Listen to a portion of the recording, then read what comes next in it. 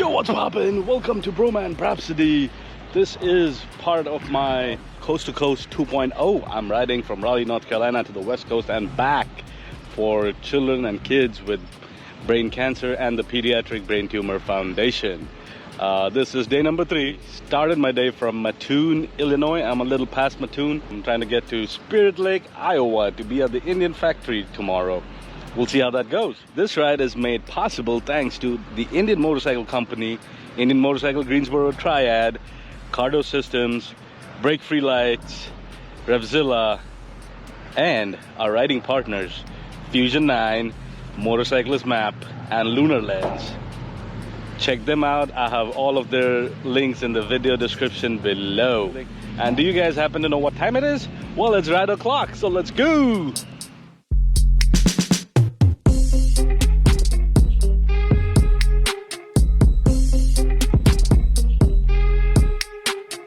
Alright, so we start off our day number 3 riding through the beautiful Illinois countryside. It's just gorgeous. I love these riding through fields and stuff. Just look at the contrast between the green and the blue and the little white clouds. Just gorgeous, gorgeous. And I am riding for the Pediatric Brain Tumor Foundation and children with brain cancer and brain tumors. The foundation provides all kinds of support, financial support, moral support, training, all kinds of support and help that these kids and their families need when they're going through this horrific disease and diagnosis. And the foundation also funds research into finding a cure for brain cancer and be done with this once and for all. They're a great foundation helping out a lot of kids and their families, and I've had the pleasure to meet some of these kids that they call stars are the survivors. When these kids just look at your motorcycles and hear the rumble of the bike starting up, their eyes and faces just light up, and that's like the best feeling that I've had in a long time. So riding for them and just trying to spread some awareness and raise some funds. I'm trying to raise $20,000 this year, so that's about $2.50 for every mile I ride. I'm trying to do about 8,000 miles. If you would like to donate, please click the link in the video description below and help me out. As for this ride, I wanted to find something cool, so I pulled up my app for Motorcyclist Map.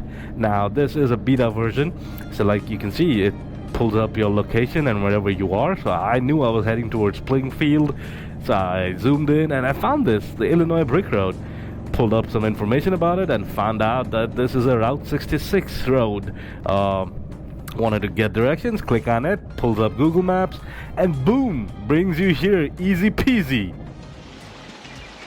This is the original and historic Route 66 Brick Road. This is a 1.4 mile stretch of road from there and beyond. This is red bricks laid on top of the concrete roadwork, and this is part of that original Route 66. So this is a cool little spot. If you're ever in this neck of the woods, close to Springfield, I think this is between Auburn and Springfield. So if you're ever around in this area, come check it out. It's a nice, cool little spot. Oh, y'all just know that I got to ride on this historic Route 66, the historic brick road. This is gonna be a 1.4 mile stretch. We're gonna speed up the video a little bit so that y'all don't y'all don't have to sit through however long it takes. So anyways, so I am riding on this, and this is so cool, man. This is so cool. This entire road is just bricks, and yeah, it's not very technical. It's not a technical route or twisty or very scenic or anything like that. It's just so cool because it's part of the history, the culture, the Americana.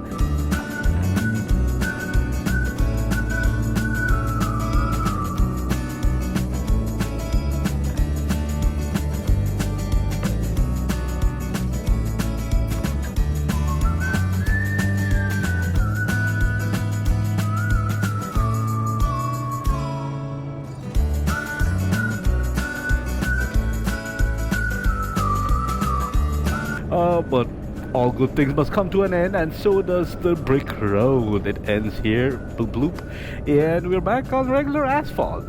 But we still have ways to go. And and we are back on the highway, just chugging along. And what do I see in the distance? Dark clouds and rain. And you know the cool part about rain and riding a motorcycle is like you can see it, you can smell it, you can feel it. See, it's starting to come down, but you can smell the smell of wet earth, and you can feel the cool wind. Like the wind suddenly becomes really cool, and you can see it from a distance. So it's you kind of anticipate it. The one thing about my bike, the Roadmaster Dark Horse, it did amazing in rain last night. It's very stable and very comfortable.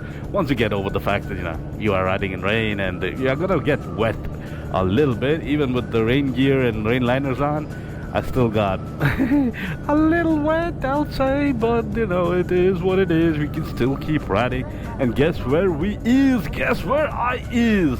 I am in Springfield. I is in Springfield. That's the state capital of Illinois down there, but we're not gonna go there. We're gonna go somewhere else. Where is we going? Let's go on a tour of the Lincoln House. So this whole neighborhood has been bought by the Parks Department to make it look like time appropriate of that time period. How cool is that? This is the neighborhood, man. Look at it. It's so time period appropriate. And this is the house, the Lincoln home, the Lincoln house. Starting off from the parlor. Now this is not the original carpet, but they've tried to make it time appropriate of sorts. But some of these artifacts are from the Lincoln house from 1865. It's just so cool. So cool. And there's a little door here. Lincoln used to close this, and this used to be his study. Writing letters and all of that. That's cool. I'm moving on to the family room, and this is the bedroom. This is the master bed. Not his shoes, but some of these artifacts and furniture are from their home and their time. It's just cool just imagining that this is where they lived, and this is the kitchen, man. Look at it, it's a tiny kitchen. That's how it used to be back in the day. And the dining room is here. And look at this is the backyard. This is how the home used to look in 1865, and this is what it looks like now. Pretty cool, right? Pretty cool. The story goes he came to Springfield on a borrowed horse and all his belongings in two saddlebags. From that, he grew his business, he became a successful lawyer, and then the rest is history. It's special, man. It's special. I'll just leave it at that. It's just special. Well, time to get back on the road. So, got stuck in a storm for a little bit. Lost about an hour and a half again. I saw lightning and I was like, yo, no. Not gonna play around with lightning.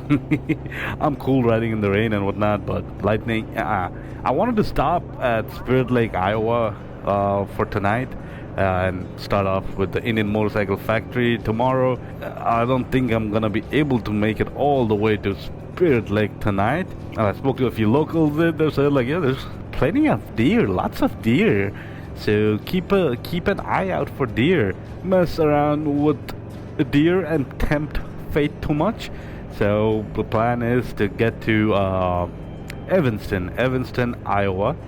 That'll be about 120 or 130 miles shy of Spirit Lake. That'll mean I would have ridden for about 420 odd miles tonight or today. The cool things about today was that Illinois Brick Road and the Lincoln home, man. Those were cool, and the Lincoln home was amazing. I wasn't sure if I wanted to do the tour or not, but I'm so glad I decided to do the tour. Takes you about an hour and a half, depending upon when you get there and when the next tour is available.